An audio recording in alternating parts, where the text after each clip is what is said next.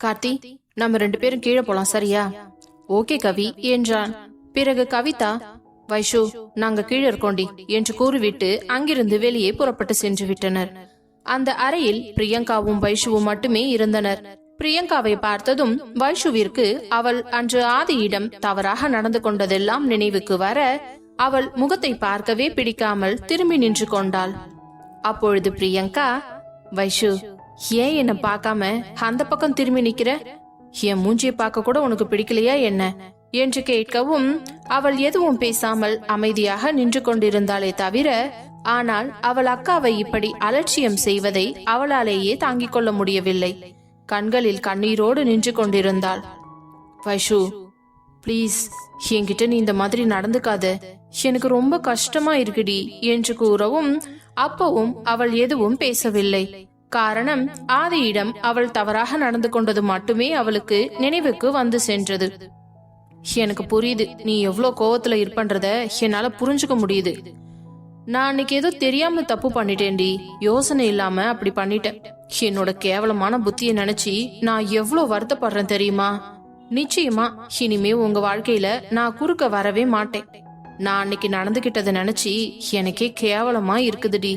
பேசாம செத்து போயிடலாமான்னு கூட தோணுது என்றதும் டக்கென்று அவள் பக்கம் திரும்பியவள், அக்கா, ஏன் இப்படி எல்லாம் பேசுறீங்க?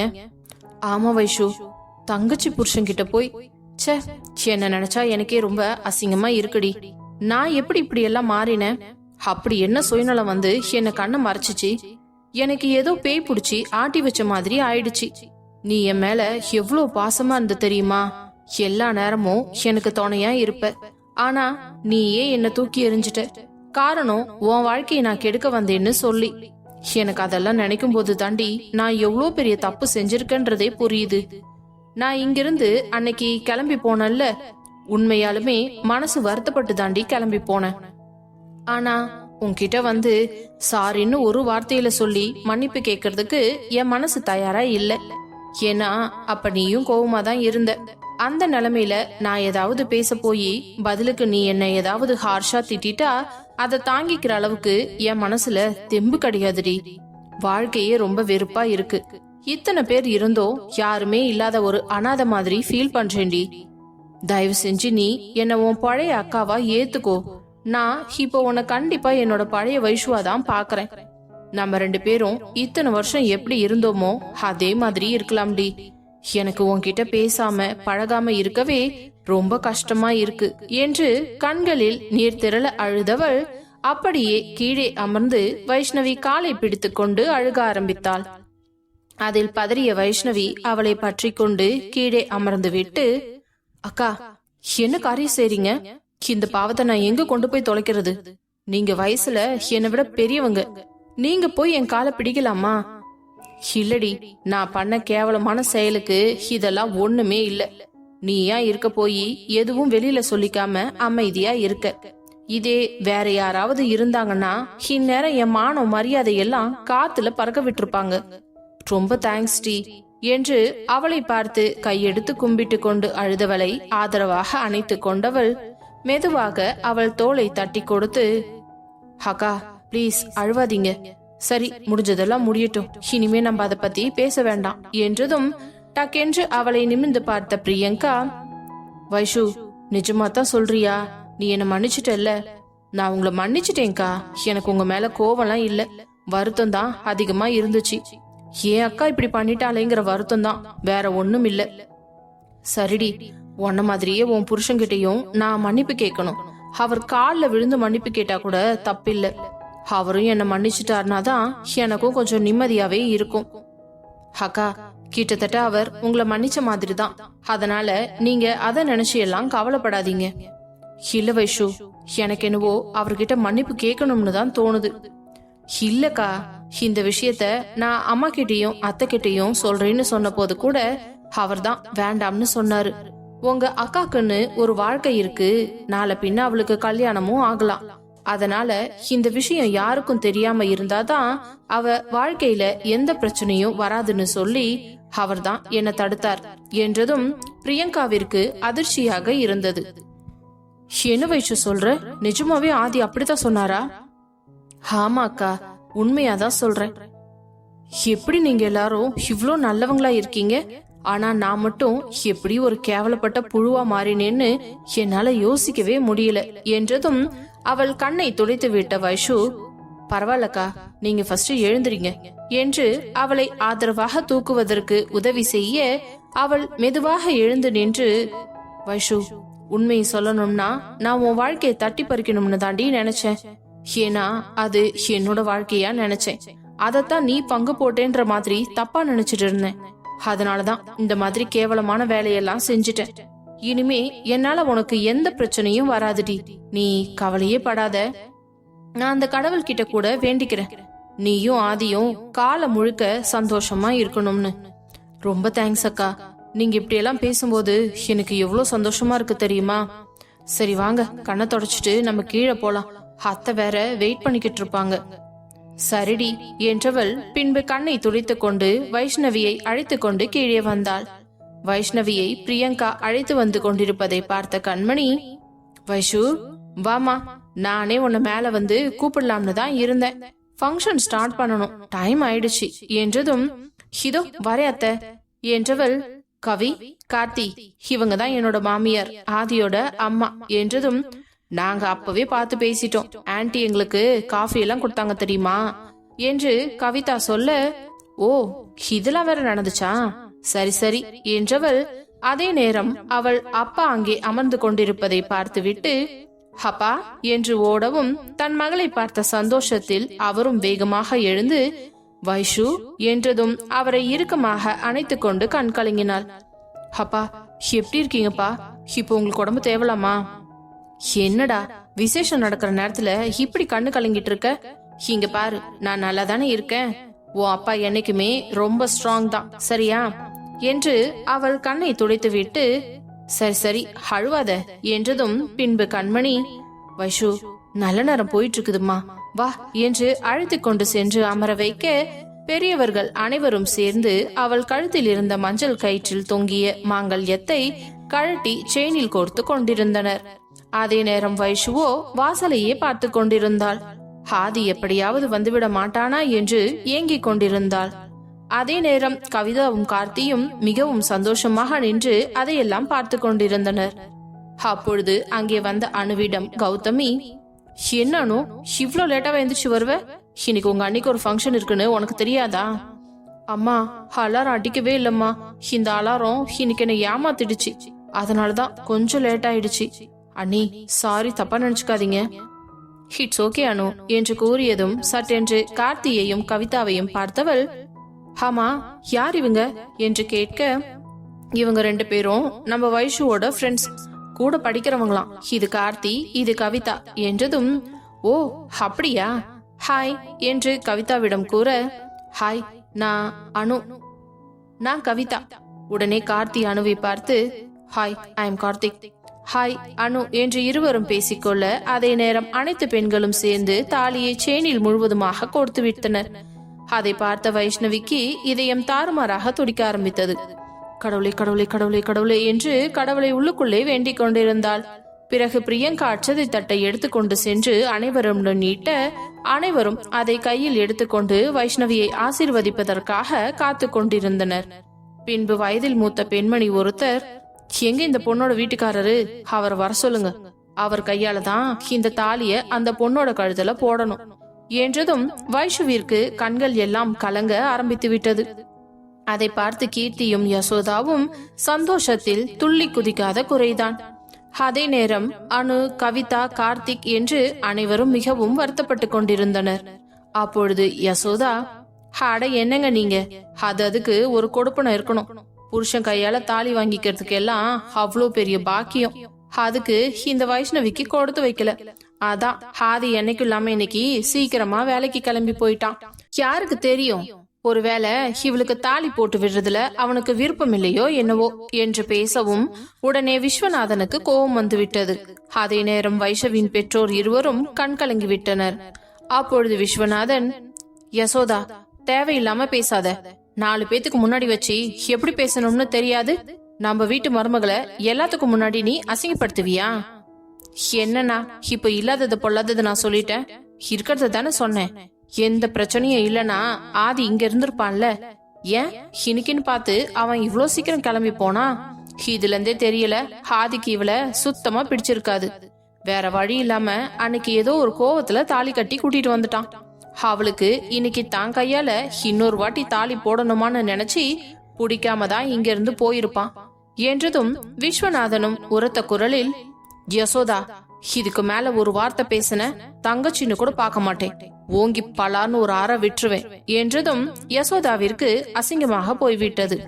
உடனே கீர்த்தி, மாமா என்ன பேசுறீங்க? இத்தனை பேர் முன்னாடி எங்க அம்மாவை கை நீட்டி அடிப்பன்னு சொல்றீங்க? வேற என்ன சொல்லுவாங்க? இத்தனை பேர் முன்னாடி என் மருமகளை பத்தி அவ தப்பு தப்பா பேசும்போது நான் பேசுறதுல ஒன்னும் தப்பு கிடையாது. இருந்தாலும் எங்கிருந்தோ வந்த ஒருத்திக்காக உங்க கூட பிறந்த தங்கச்சியவே நீங்க விட்டு கொடுப்பீங்களா? கூட பிறந்த தங்கச்சியோ அக்காவோ அவங்க வேலையை பார்த்துக்கிட்டு கரெக்டா இருந்துட்டாங்கன்னா ஒரு பிரச்சனையும் இல்ல. தேவையில்லாம எங்க குடும்பத்துல குட்டையை குழப்புற வேலையெல்லாம் வச்சுக்கிட்டு இருந்தாங்கன்னா அப்புறம் நான் மனுஷனாவே இருக்க மாட்டேன். அதோட வேற மாதிரி முடிவு எடுக்க வேண்டியதெல்லாம் வரும் என்றதும் யசோதாவிற்கு பக்கென்று ஆகிவிட்டது.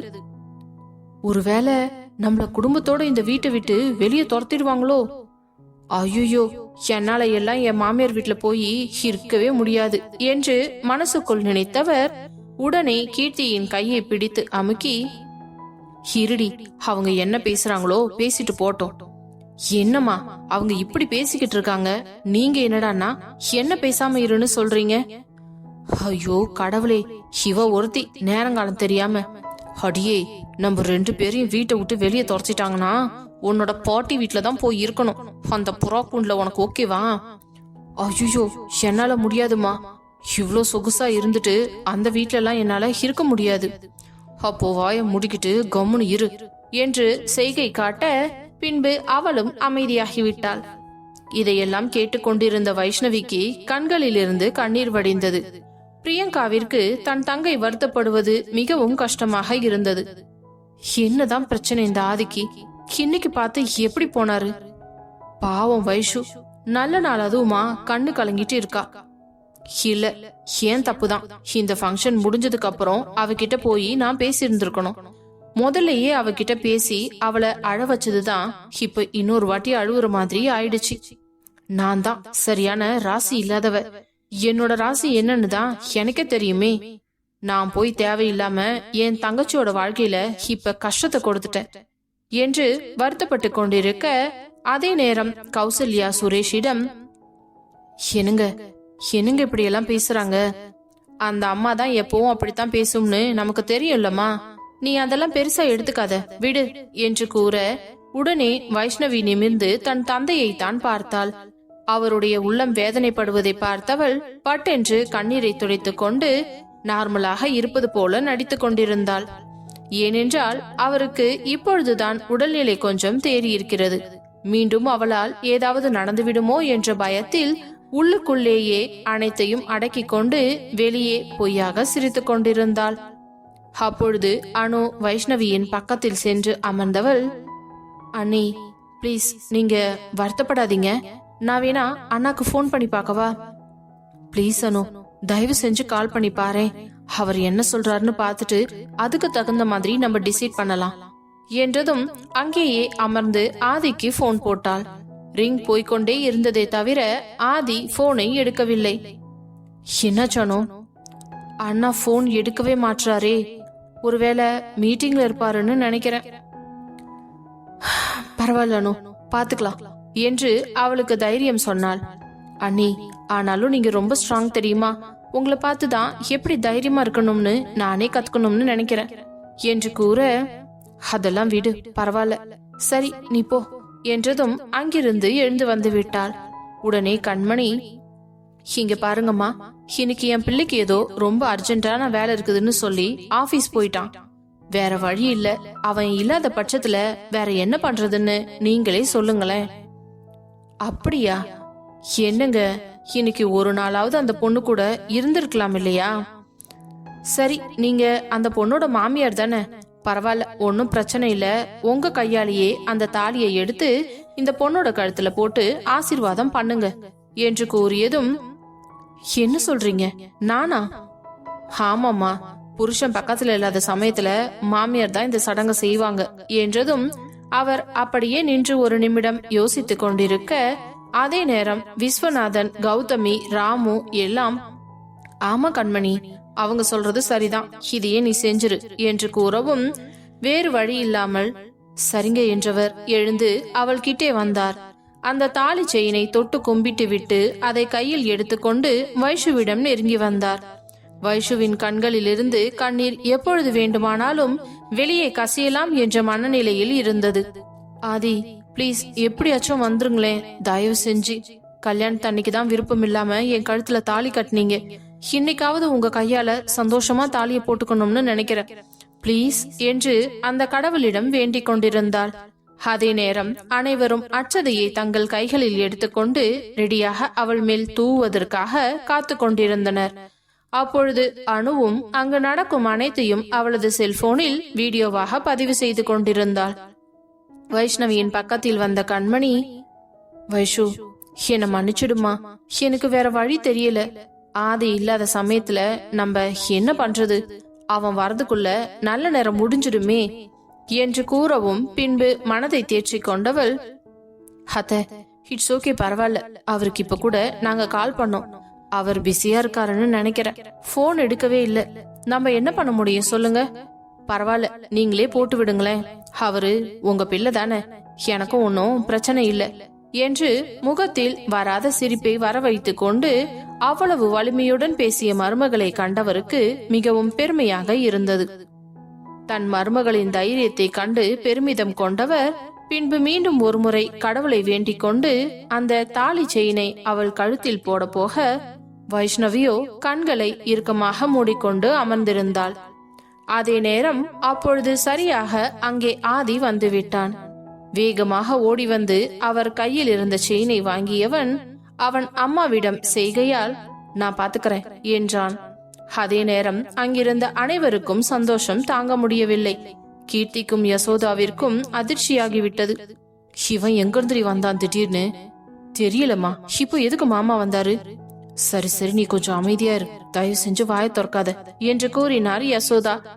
பிறகு அந்த செயினை வைஷுவின் கழுத்துக்கிட்டே கொண்டு போனவன் அவள் கைகளை இறுக்கமாக மூடிக்கொண்டு இருப்பதை பார்த்து, இல்ல, இந்த தாலி செயினை இவ கழுத்துல போடக்கூடாது, இவ மனசு ஃபுல்லா சந்தோஷமோ முகம் ஃபுல்லா சிரிப்பு இருக்கும் போதுதான் போடணும் என்று முடிவெடுத்தவன் மெதுவாக அவள் அருகே முட்டி போட்டு அமர்ந்து வைஷு என்று கூப்பிட்டதுதான் தாமதம். பட்டென்று கண்களை விரித்து பார்க்க ஆதியை கண்டவுடன் அவளது மனம் துள்ளி குதித்தது. ஆதி, வந்துட்டீங்களா என்று கண்களில் கண்ணீர் சிந்த கேட்க அவள் கண்களை துடைத்து விட்டவன், நீ பழக்கூடாது வைஷு, ஏற்கனவே கல்யாணத்தன்னைக்கு தான் உன்னை அழ வச்சு உன் கழுத்துல தாலி கட்டிட்டேன், ஆனா இன்னைக்கு நீ அழுதுட்டு இருக்கும் போது உன் கழுத்துல தாலி போட எனக்கு இஷ்டம் இல்ல, அதனால பிளீஸ் கண்ணை தொடச்சுக்கோ என்று அவள் கண்களை துடைத்து விட்டவன் பின்பு அவளை பார்த்து, என்ன வைஷு போடட்டுமா என்று கேட்க, போடுங்க ஆதி என்று சந்தோஷமாக சிரித்து கொண்டே கூற, அந்த சந்தோஷமான முகத்தில் சிரிப்பை பார்த்தவன் முழு மனதுடனும் சந்தோஷத்துடனும் அவள் கழுத்தில் அந்த திருமாங்கல்யத்தை அணிவித்தான்.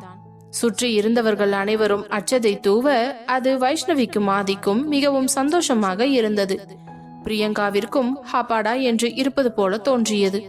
அதே நேரம் கண்மணி, விஸ்வநாதன், கௌதமி, ராமு, கௌசல்யா, சுரேஷ் என்று அனைவருக்கும் சந்தோஷம் தாங்க முடியவில்லை. இந்த கண்கொள்ளா காட்சியை காண்பதற்கு தங்கள் 2 கண்கள் பத்தாது என்பது போல அவ்வளவு ஆனந்தமாக பார்த்து கொண்டிருந்தவளின் கண்களில் லேசாக கண்ணீர் துளி எட்டி பார்த்தது. அந்த காட்சியை எல்லாம் பார்த்து கொண்டிருந்த யசோதாவாலும் கீர்த்தியாலும் அங்கே நிற்க முடியவில்லை. அம்மா, இதுக்கு மேல என்னால முடியாது, இந்த கொடுமையெல்லாம் என்னால பார்க்க முடியாது, தயவு செஞ்சு வாங்க என்று அவரை அழைத்து கொண்டு அழுது கொண்டே உள்ளே சென்று விட்டாள். அதை பார்த்து கொண்டிருந்த கண்மணியும் கௌதமியும் ஒருவரை ஒருவர் பார்த்து சந்தோஷமாக சிரித்து கொண்டனர். அப்பொழுது அந்த வயதில் மூத்த பெண்மணி, தம்பி, இந்த குங்குமத்தை எடுத்து உங்க பொண்டாட்டியோட நெத்தியிலேயும் தாலியிலும் வச்சு விடுப்பா என்றதும், சரிங்க என்றவன் அவர் கூறிய மாதிரி அவள் தாலியிலும் உச்சி வகுட்டிலும் நெற்றிலும் குங்குமத்தை வைத்துவிட வைஷுவிற்கு அந்த நிமிடம் தான் ஆகாயத்தில் பறப்பது போன்ற ஒரு உணர்வு. ஆதியை பார்த்தவள் கலங்கியபடியே, தேங்க்யூ ஆதி, தேங்க்யூ சோ மச். எங்க நீங்க வரமாட்டீங்களோன்னு எவ்வளவு பயந்துட்டேன் தெரியுமா? எனக்கு தெரியும் வைஷு, உன் மனசு எனக்கு புரியாதா என்றவன் அப்படியே மெதுவாக அவள் நெற்றியில் ஒரு முத்தம் கொடுத்தான். அதையெல்லாம் பார்த்து கொண்டிருந்த கௌசல்யாவிற்கும் சுரேஷிற்கும் மிகவும் பேரானந்தமாக இருந்தது. பின்பு கண்மணியை பார்த்து, அம்மா, அந்த ரிங் பாக்ஸ் எங்க இருக்கு? இதோ இந்த தட்டுல தான் வச்சிருக்கேன்பா என்று அவன் கையில் எடுத்து கொடுக்க, அந்த பாக்ஸை வாங்கி பிரித்த ஆதி வைஷுவின் மோதிரத்தை அவன் கையில் எடுத்துக்கொண்டு அவனுடைய மோதிரத்தை அவள் கையில் கொடுத்தான். வைஷு, கையை காட்டு என்றதும் அவள் கைகளை கொடுக்க, அவளுடைய அந்த மிருதுவான கைகளை தன் கையில் ஏந்தியவன் அவன் ஆசை ஆசையாக வாங்கிய மோதிரத்தை அவளுக்கு போட்டுவிட்டான். உடனே அனைவரும் கைத்தட்டினர். அதே போன்று வைஷ்ணவியும் ஆதிக்கு அவனின் விரலில் மோதிரத்தை மெதுவாக போட்டுவிட்டார். மீண்டும் அனைவரும் கைத்தட்ட அவர்கள் இருவருக்கும் மிகுந்த சந்தோஷமாகிவிட்டது. அப்பொழுது வைஷு, ஆதி, நான் இருந்த பதட்டத்துல இந்த விஷயமா சுத்தமா மறந்துட்டேன். நீங்க மட்டும் எப்படி ஞாபகம் வச்சிருந்தீங்க?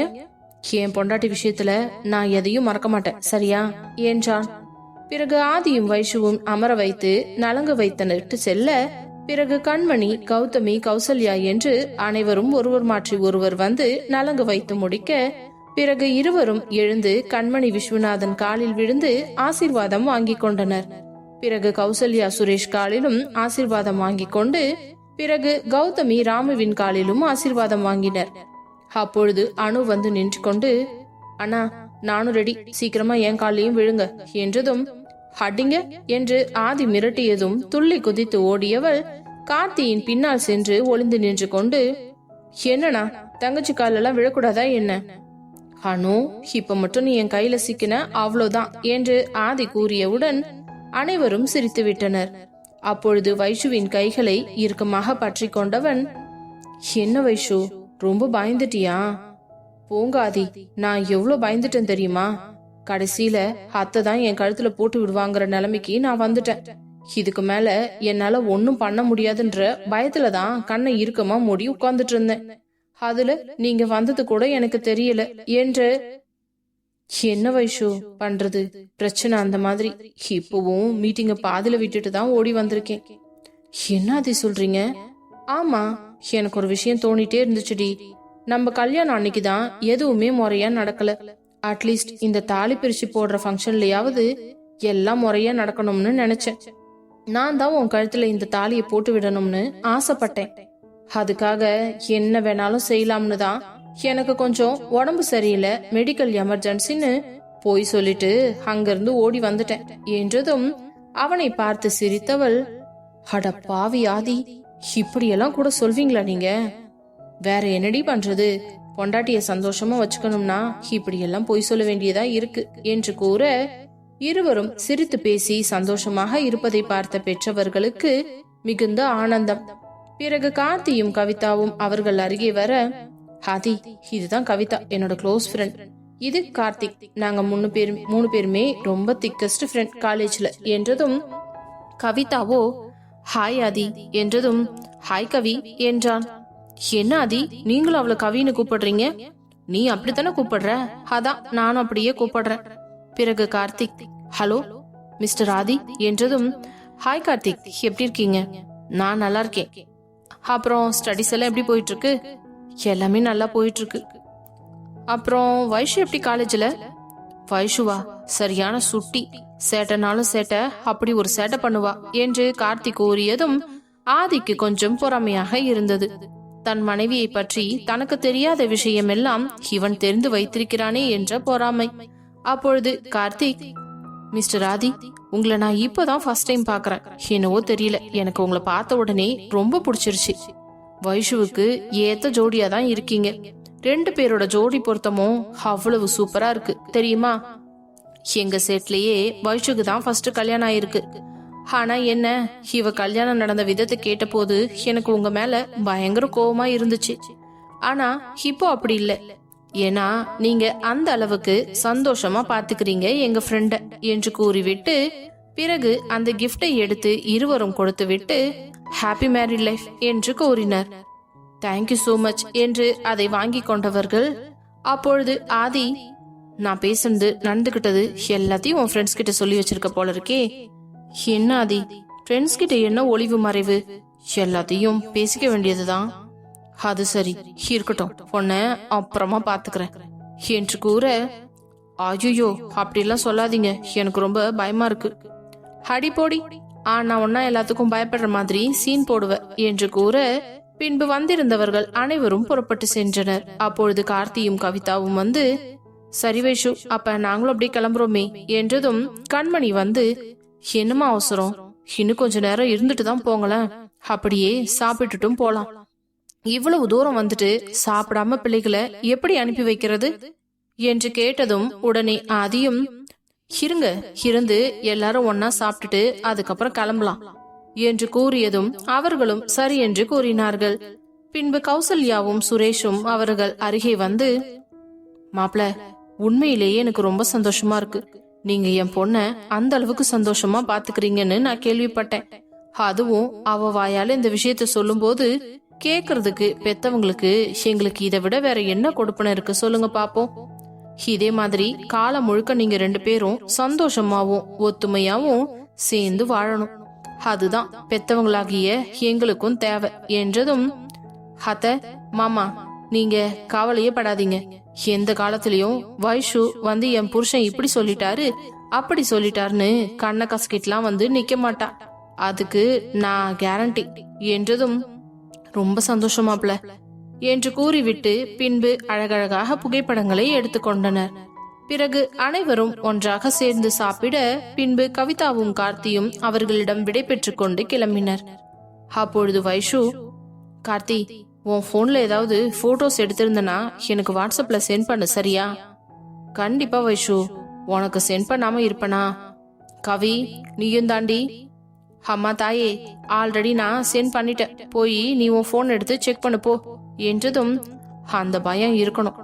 கார்த்தி, கவிதாவை பார்த்து அப்டேட் ஆயிக்கோடா, பாரு எடுத்த உடனே சென்ட் பண்ணிட்டா, நீ என்னடா சென்ட் பண்றேன்னு சாவகாசமா சொல்ற என்றதும், ஐயோ வைஷு, உன் வாயிலெல்லாம் என்னால நிக்க முடியாதுமா தாயே என்றவன் சட்டென்று அவன் போனை எடுத்து அனைத்து போட்டோக்களையும் மார்க் செய்து அவளுக்கு அனுப்பிவிட்டு, அனுப்பிட்டேன்பா, இப்போ நான் கிளம்பலாமா?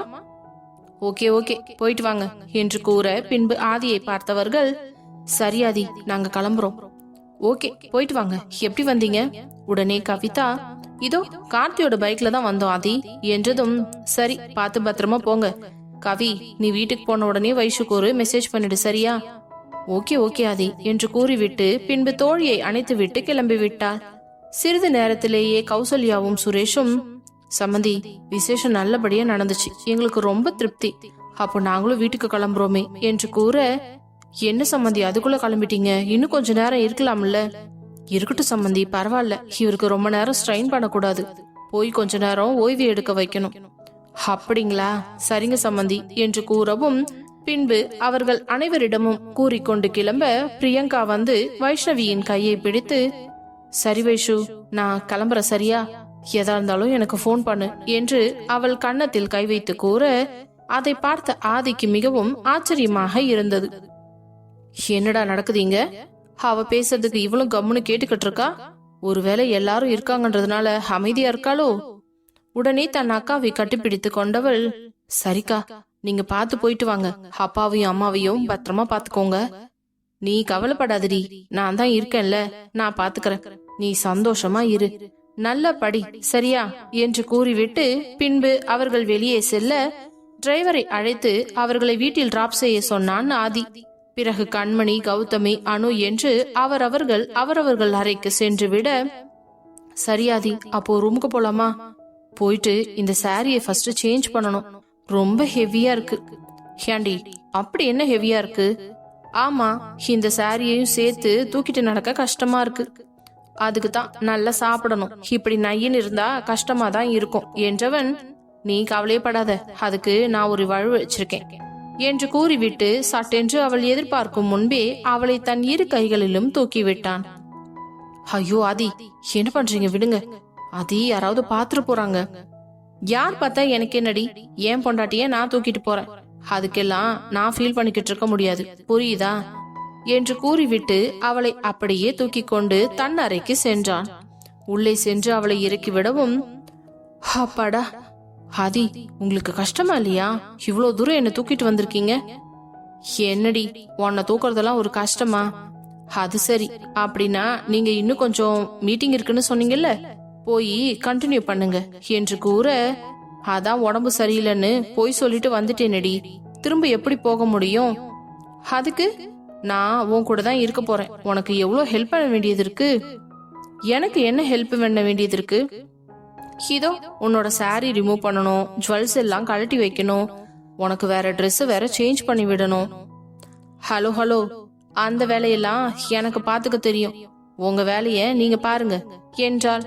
என்னடி, காலையில தான் சாமி கும்பிட போறேன், அத பண்ண போறேன், இத பண்ண போறேன்னு சொன்ன, அதனாலதான் உன்னை போனா போதுன்னு விட்டேன்.